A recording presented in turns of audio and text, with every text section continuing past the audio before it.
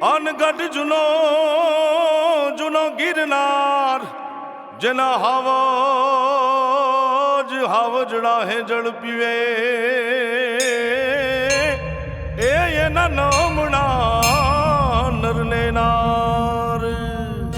એ સભાયા પરિવારને જાજા કરીને જય માતાજી, જય સરદાર.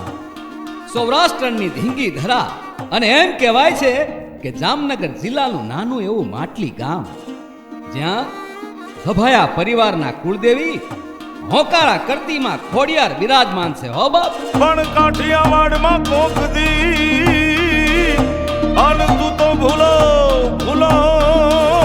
પડી જાને ભગવાન થોડા એવા કરું સન્માન એ તને તારું સ્વર્ગ રે ભૂલાવી દઉં શામળા. તો એ ને બાપલા હાલો જાણીએ માતાજીના મંદિરનો નાનો એવો ઇતિહાસ. જય જય ખોડિયારમાં, તું છો કરુણાની ધાર, ભક્તોના દુઃખ હરનારી માં, તું જ છો એક આધાર. એમ કહેવાય કે ઘણા વર્ષો પહેલાની વાત છે. માતાજીનું આગમન થતું હોય ત્યારે માં ખોડિયાર નાના એવા બેલડાની અંદર માટલી ગામમાં આગમન કરે છે. પણ ઈ કેવું આગમન? તું ઈચ્છે ને હું કરું અને હું કરું ને એવું જ તું ઈચ્છે. અને હાલમાં જ્યાં માતાજીનું મંદિર છે ને ત્યાં આવીને એ જગ્યાને માં ભગવતી પાવન કરે છે. અને માં ખોડિયાર નજર કરી કે ક્યાં બેહું. અને એમ કહેવાય છે કે હાલમાં જે સીતાફળી છે ને ત્યાં એક નાનો એવો ગોખલો હતો ને એ ગોખલાની માલિપા માતાજી આસન લેશે. ઘણા સમય સુધી માતાજીના એ ગોખલામાં બેહણા રહ્યા. અને ત્યાંથી અને વડીલોના જણાવ્યા પ્રમાણે અત્યારે જે હાલનો તુલસીનો ક્યારો છે ને ત્યાં 15x15 ના ઓયડામાં માતાજીના બેહણા થયા. અને એમ કહેવાય છે કે એક નહીં બે નહીં પણ પૂરા 48 વર્ષ માતાજીના ત્યાં બેહણા રહ્યા. મેર કરજો ને માવડી અને આવજો ભક્તોની વાર, સોરડા તમને વિનવે સભાયા કુળની માં ખોડિયાર. અને 48 વર્ષના વાણા વીતા પછી 48 વર્ષના વાણા વીતા પછી એમ કહેવાય છે એ 2001 નો કારમો ભૂકંપ. અને એ ભૂકંપ પણ કેવો, એ હવારની શાંતિ હતી અને અચાનક ધરતી ધબડી ઉઠ્યો. ઘરના કાંઠા કંપવા લાગ્યા. લોકો ગભરાઈને બહાર દોડ્યા અને છોકરાઓ રોતા હતા ને વડીલો એકબીજાની સંભાળ લઈ ખુલ્લી જગ્યામાં બધા ભેગા. એ સમયે સૌના મોઢે એક જ નામ હતું, માં ખોડિયાર, માં ખોડિયાર, માં ખોડિયાર. વાત કહેતા વાર લાગે પણ ટૂંકમાં વાત કરું ને તો એ ભૂકંપે આખા ગામને ભાંગીને ભૂકો કરી નાખ્યો. પણ આહા, એ 15x15 નો ખોડિયાર માનો ઓયડો કેતા મંદિર ને એ ધજાને ઊણી આંચ પણ ન આવી. હો, માના આવા ચમત્કારથી પરિવારના સભ્યો નક્કી કરે છે કે એક નવા મંદિરનું નિર્માણ કરીએ અને હવ મળીને જાય છે માતાજીના આશીર્વાદ લેવા. અમ છોરું તમને વિનીએ કરીએ નવ નિર્માણ, તમ કાયમ બિરાજો ઉચ્ચ શિખર સાથ ખોડિયાર ધામ. અનમાં એમ કે છે કે હા છોકરાઓ હું બિરાજું ખરી પણ કા 40 ડગલા આગળ ને કા 40 ડગલા પાછળ. અને નક્કી થાય છે 40 ડગલા પાછળ મંદિરનું નિર્માણ કરવાનું. એટલું જ નહીં પણ માં એમ પણ કહે છે કે જાઓ દીકરાઓ, તમને હું પ્રમાણ આપું છું કે તમે જ્યારે પાયો ખોદશો ને ત્યારે હું દર્શન આપીશ.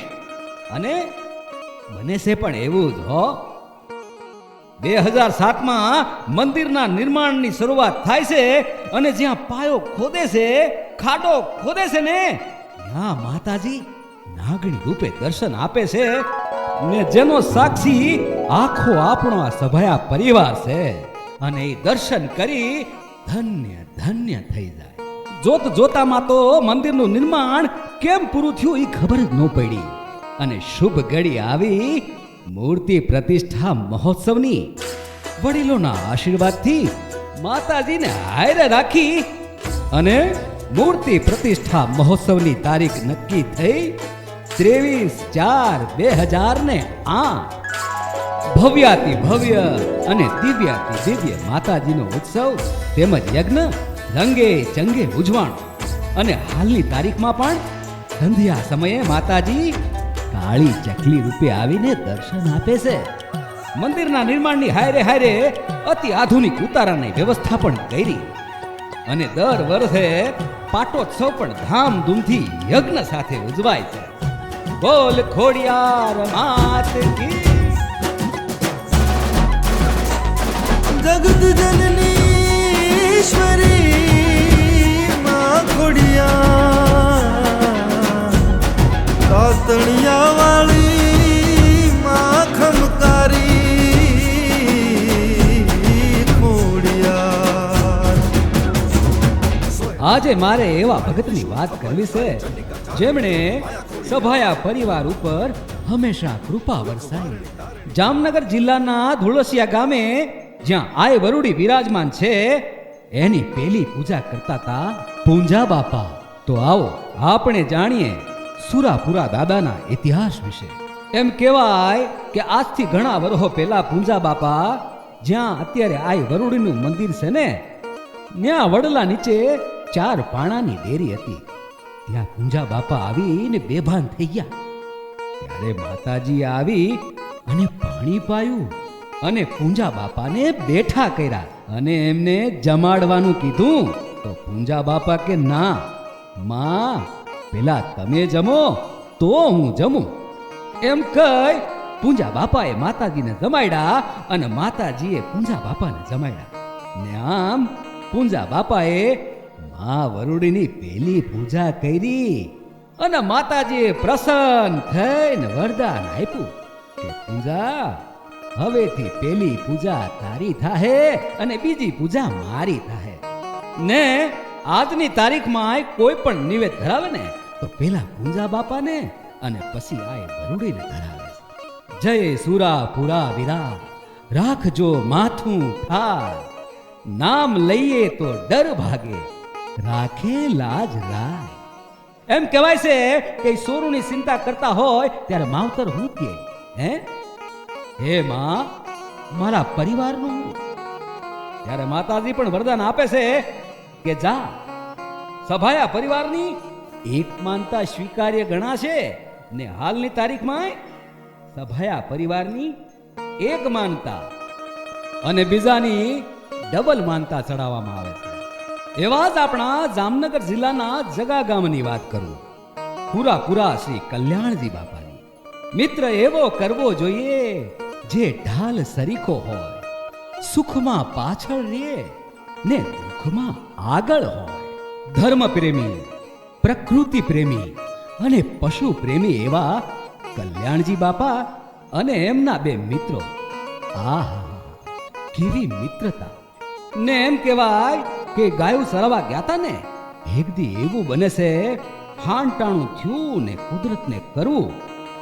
ગાયોનું ધણ ચરાવીને પાછા વળતી વેળાએ રસ્તામાં બારવટિયાઓ આવે છે ને ગાયોના ધણ આડે ઉતરીને ત્રણે મિત્રો હારે ઢીંગાણું કરે છે. ને ગાયોની રખેવાળી કરતા કરતા 2 મિત્રો અને કલ્યાણજી બાપા વીર ગતિને પામે છે. અને આજે એ ત્રણેય મિત્રોના પાળિયા એક હારે પૂજાય છે. તો વાલા પરિવારજનો, તમને જ્યારે પણ સમય મળે ને ત્યારે દર્શન કરવા જાઓ ત્યારે દાદાને નતમસ્તક થાજો. માં તો માથાનો મોલ છે જીવનનો આધાર. માના આશીર્વાદે હાલે સુખ શાંતિનો દ્વાર. વાત જાણે એમ છે કે પડદરી તાલુકાના હડમતિયા જંકશન ગામે સતીમાં શ્રી અમુલામાના બહેણા છે અને એમના પરસાની તો હું વાત કરું ભાઈ. આજની તારીખમાં સતીમાની કૃપાથી સભાયા પરિવારના સભ્ય કોઈ પણ વ્યક્તિને આંખ દુખતી હોય ને, જો હવાર બપોર ને હાંજ એમ 3 વખત પાણી છાટે ને તો તરત રાહત મળે છે. સતીમાં શ્રી અમુલામાને સભાયા પરિવાર તો પૂજે જ છે, પણ સર્વ ધર્મના લોકો આવીને સતીમાને માથું ટેકવે છે. તો વાલા પરિવારજનો, આપણા દેવસ્થાનોની મુલાકાત અવશ્ય લેજો ને આવા ધર્મ કાર્યમાં સાથ અને સહકાર આપજો.